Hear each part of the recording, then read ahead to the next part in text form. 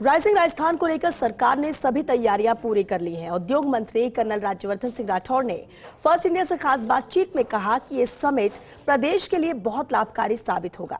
इस मौके पर उद्योग मंत्री राज्यवर्धन सिंह राठौड़ से खास बातचीत की डिप्टी एडिटर शिवेंद्र सिंह परमार ने। राजस्थान सरकार का सबसे महत्वाकांक्षी प्रोजेक्ट है राइजिंग राजस्थान समिट, जो कि शुरू होने वाला है। 9 तारीख से ये आयोजन शुरू होगा और इस आयोजन के लिए राजस्थान सरकार ने सभी तैयारियां करीब करीब पूरी कर ली हैं। कुछ तैयारियां ऐसी भी हैं जो अंतिम दौर में हैं। हमारे साथ इस समय प्रदेश के उद्योग मंत्री मौजूद है राज्यवर्धन सिंह राठौड़, जिनकी के देखरेख में ये पूरा राइजिंग राजस्थान समिट हो रहा है। उनसे बातचीत करेंगे। सर, इस सरकार का सबसे महत्वाकांक्षी अगर मैं प्रोजेक्ट कहूँ, क्योंकि बीते कुछ महीनों से हर जगह सिर्फ और सिर्फ राइजिंग राजस्थान नजर आ रहा है। सर, मैं ये तो नहीं कहूँगा कि सबसे ज़्यादा महत्वाकांक्षी, लेकिन हाँ, ये एक महत्वपूर्ण हमारे लिए एक कार्यक्रम है। और जैसे कि पानी पूरे प्रदेश के अंदर लाना हमारे लिए एक बहुत महत्वपूर्ण कार्यक्रम है। रोजगार उत्पन्न करना, चाहे वो सरकारी हो या गैर सरकारी हो, हमारे लिए बहुत महत्वपूर्ण काम है। अब रोजगार हम कैसे उत्पन्न करें, उसके लिए प्रधानमंत्री मोदी जी ने जो दिशा दिखाई है कि आर्थिक रूप से हम मजबूत होंगे, अपने आप हर तरह का रोजगार यहाँ पर शुरू हो जाएगा। उस लक्ष्य को रखते हुए राजस्थान की धरोहर के अंदर हमारे मेहमान आए, यहाँ की संस्कृति, यहाँ के त्योहार, यहाँ के रंग, वेशभूषा, खान पान, इस सब को पहचाने, टूरिज्म को और बढ़ावा मिले और उसके साथ साथ यहाँ पर जो उद्योग राजस्थान के लिए बिल्कुल सहयोगी हैं, वो यहाँ पर और बढ़े। जैसे पेट्रोकेमिकल यहाँ पे बहुत तेज़ी से बढ़ सकता है, टेक्सटाइल हमारा बहुत बढ़ सकता है, टूरिज्म का मैंने जिक्र करा ही, उसी के साथ साथ स्किल ट्रेनिंग और एजुकेशन यहाँ बहुत बढ़ सकती है। रिन्यूएबल एनर्जी यहाँ पर बहुत ज़्यादा है, इंफ्रास्ट्रक्चर, लॉजिस्टिक्स, ये सारे सेक्टर्स ऐसे हैं जिसमें हम बाहर से, देश विदेश से हम पूंजी निवेश ला सकते हैं। सर, समिट पहले भी हुए हैं, भाजपा की सरकार में भी कई इस तरीके के समिट हुए हैं निवेश के लिए, लेकिन ये जो समिट है राइजिंग राजस्थान, इसके लिए खास तैयारी मैंने इसलिए कहा क्योंकि खुद मुख्यमंत्री विदेश गए, आप भी विदेश यात्रा करके आए, एक कंपनी के पीछे एक आईएएस लगा दिया, आईएएस अधिकारी भी विदेश गए। तो जो प्रयास किए हैं निवेश लाने के लिए, क्या आप संतुष्ट हैं कि इन 3 दिनों में वो निवेश राजस्थान को मिल रहा है? शिवेंद्र, एक बात पक्की है, तुमने होमवर्क पूरा करा हुआ है कि हमने क्या क्या काम करा है। देखिए, अगर हमें कोई बड़ा बदलाव लाना है तो हमें कुछ नया करना पड़ेगा। जैसे आपने थोड़ी देर पहले कहा कि इन्वेस्टमेंट समिट पहले भी हुई हैं, लेकिन केवल इन्वेस्टमेंट समिट एक पार्टी के लिहाज से करना, यानी एक कोई शोबाजी करना, वो मकसद नहीं हो सकता। जब हमें एक बहुत बड़ी जिम्मेदारी दी है प्रदेश की जनता ने, और हम एक ऐसी पार्टी के साथ जुड़े हुए हैं जो देश की दशा और दिशा दोनों बदलना चाहती है। आपको मैं एक आंकड़ा देता हूं, आप सोचिए कि भारत के अंदर आज तक 14 ट्रिलियन यूएस डॉलर्स आए हैं इतिहास में। आज तक 14 ट्रिलियन यूएस डॉलर्स, उसमें से पिछले 10 साल के अंदर ही 8 ट्रिलियन डॉलर्स आए हैं, यानी आधे से ज्यादा केवल पिछले 10 साल में आए। यानी भारत को आज दुनिया इस नजरिए से देख रही है कि ये एक स्टेबल देश है, लोकतांत्रिक देश है, यहाँ पे विकास के ऊपर ध्यान दिया जा रहा है, यहाँ के जो युवा हैं वो मेहनती हैं। तो इस कारण से भारत के अंदर निवेश आ रहा है। अब भारत में जब निवेश आता है तो किसी न किसी राज्य में जाएगा, उसमें राजस्थान सबसे आगे रहे, ऐसी हमारी कोशिश है। और राजस्थान, मेरा ये मानना है कि निवेश का नया केंद्र राजस्थान बनेगा। प्रधानमंत्री भी इस समिट में शामिल हो रहे हैं sir, as a chief guest.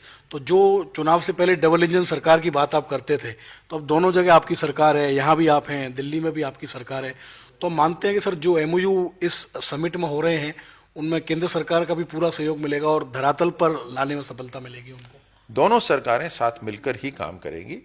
अभी भी जो हमारी 21 नई पॉलिसीज हम बना रहे हैं, जिसमें से 4 पॉलिसीज का, मेरे मंत्रालय की 4 पॉलिसीज का आज ही लॉन्च हो रहा है, मुख्यमंत्री साहब करेंगे उसको आज दोपहर को। एमएसएमई पॉलिसी है, एक्सपोर्ट प्रमोशन की पॉलिसी है।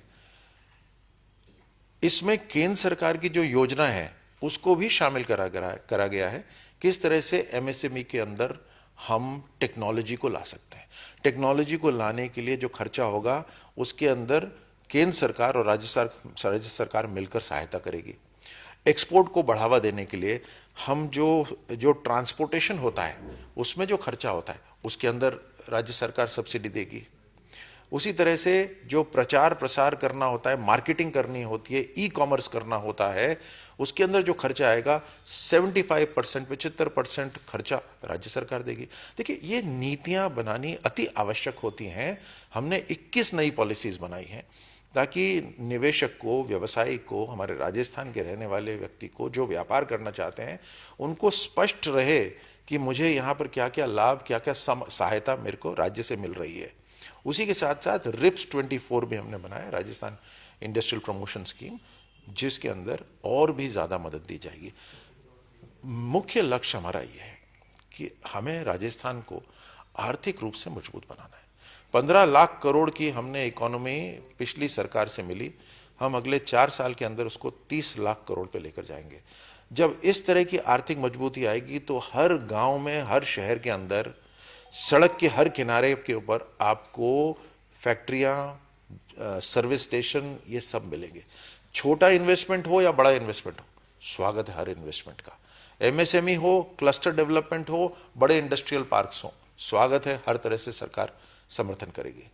एक मसला सर ये रहता है कि इस तरीके की समिट में जो एमओयू होते हैं वो पूरी तरीके से धरातल पर नहीं आते। खासकर आप ही ये आरोप लगाते थे, आपकी पार्टी के लोग, कांग्रेस सरकार में जो एमओयू हुआ उसके बहुत सारे एमओयू ऐसे थे जिन पर काम ही नहीं हुआ, सिर्फ फोटो अपॉर्चुनिटी हुई।